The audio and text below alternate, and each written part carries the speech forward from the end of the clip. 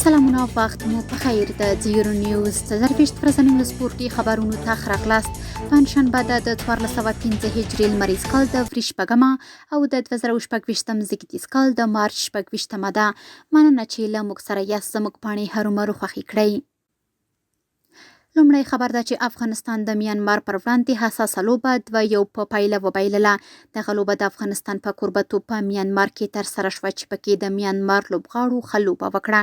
ټاکل شوې ده چې د افغانستان ملي لوبډله خپله وروستۍ لوبه د روانې میاشتې په 21 نیټه په سعودي عربستان کې د سوریې پر وړاندې ترسره کړي. د کرکټ نړیوالې شورا د تیر کال یو ورځنیو لوبو غوره لوبغاړی عظمت الله عمر زی به د IPL په سږني سیزن کې د پنجاب لوبډلې ته لوبیږي.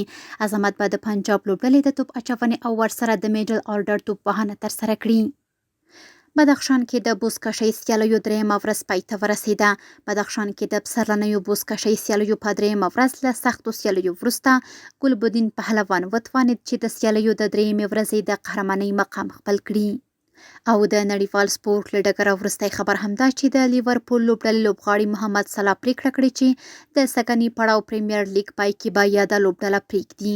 33 کلن صلاح په خپله 9 کلنه دوره کې د لیورپول لپاره په انګلستان غوره لیګ کې ټول 310 لوبو کې ونډه اخیستې چې په دې موده کې 189 ګولونه وهلي او 3 پاسونه یې ورکړي دي.